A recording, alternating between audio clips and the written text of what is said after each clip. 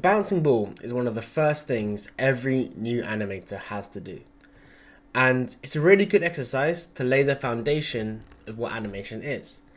However, I do think that when you do it for the first time, you're so focused on Maya or Blender or the software, you haven't fully understood other animation principles, and you haven't quite grasped the reason behind why this is the first exercise.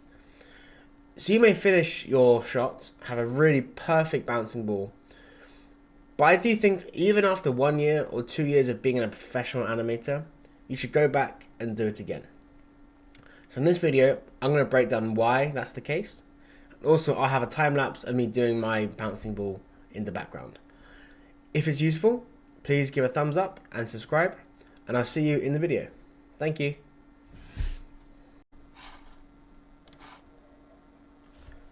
Okay, so here we are in Maya. Now, of course, I'm doing a very standard bouncing ball here. The rules I've set myself are a kind of basketball or football type weight. The ball must not roll back on itself. It must roll to a complete stop. The reason for this is I think it's a lot harder to do a roll to stop. If I include a roll back, it's not cheating, of course, but it just feels a bit too easy. I want to really practice my curve management.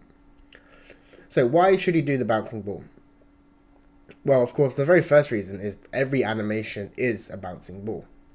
Whether you're doing a blink, or whether you're doing a handshake, or a wave, or jumping off a cliff, or a dragon flying, everything has some kind of relation to the bouncing ball.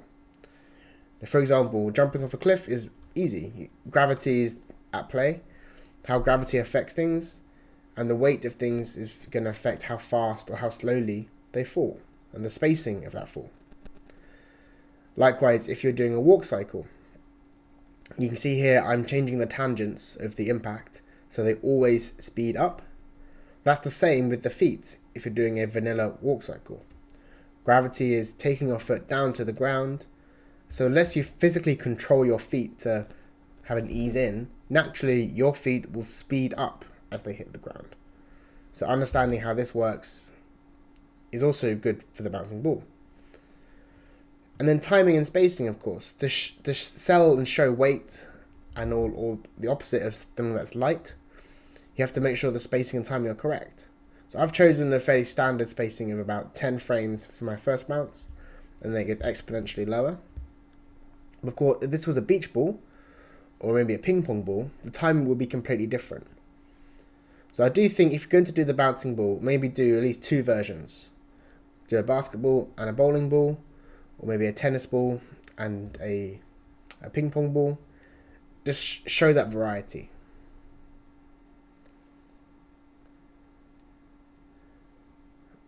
So like I said, I've done lots of bouncing balls now, but even so, it's never right first time.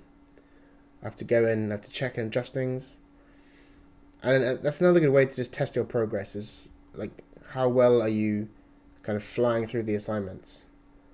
And don't be afraid to use reference for these things either, because this is a basic exercise, but you shouldn't ignore your workflow and ignore the principles.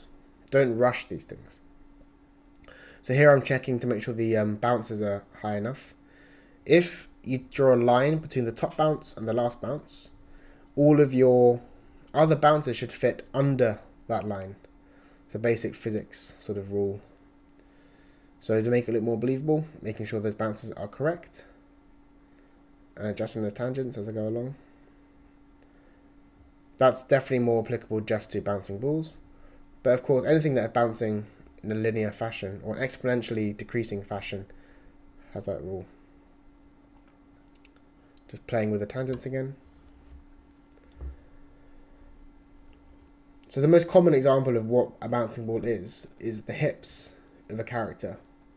So I recently animated a horse where I just focused on the hips for the entirety of the first sort of week of animating, and I made sure those hips were perfect. And every bounce, every jump, and every kind of step, if the horse's sort of cycle, I was thinking of the bouncing ball.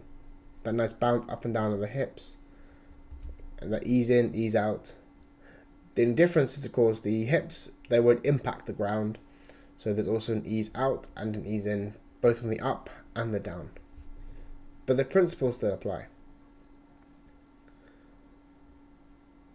Now doing the roll to a stop. Like I said, I don't want the roll back.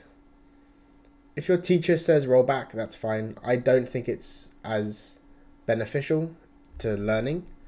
But yeah, I'm rolling to a stop. I think that's really done now. Yeah, that's the bouncing ball.